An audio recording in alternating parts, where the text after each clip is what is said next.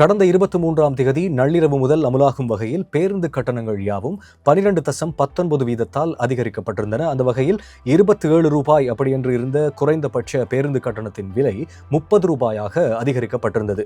அதிகபட்ச விலையாக 263 ரூபாய் அதிகரிக்கப்பட்டு 2422 ரூபாய் அப்படி என்ற அதிகபட்ச பேருந்து விலையும் இந்த சமயத்தில் நிர்ணயிக்கப்பட்டிருந்தது. இது தொடர்பாக அண்மையில் மேல் மாகாண வீதி பயணிகள் போக்குவரத்து அதிகார சபை ஒரு அறிவிப்பை வெளிப்படுத்தி இருந்தாங்க. அதாவது பேருந்து கட்டணங்கள் யாவும் பொதுமக்கள் பார்க்கும் வகையில் தெளிவாக பேருந்துகளில் காட்சிப்படுத்த வேண்டும் அப்படி என்று சொல்லியிருந்தாங்க. இந்த காட்சிப்படுத்தலை செய்ய தவறும் பேருந்துகளுக்கு எதிராக கடுமையான சட்ட நடவடிக்கை எடுக்கப்படும் அப்படின்றதையும் குறிப்பிட்டு சொல்லியிருந்தாங்க. அந்த வகையில் இவ்வாறு செய்ய தவறும் பேருந்துகளுக்கு எதிராக அனுமதி பத்திரங்கள் தற்காலிகமாக அல்லது நிரந்தரமாக ரத்து செய்யப்படும், அதோடு கடுமையான அபராதங்களும் விதிக்கப்படும் அப்படின்றதையும் சொல்லியிருந்தாங்க.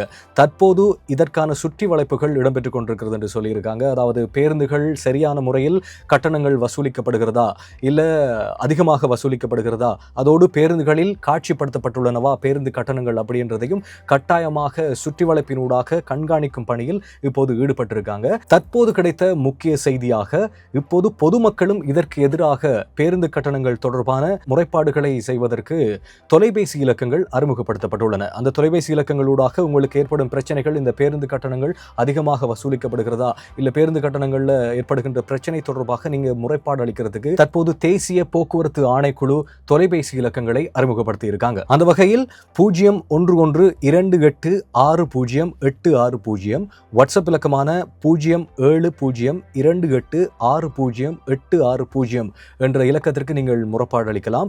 மேலும் தேசிய போக்குவரத்து ஆணைக்குழுவினுடைய இலக்கங்களையும் அறிமுகப்படுத்தி இருக்காங்க.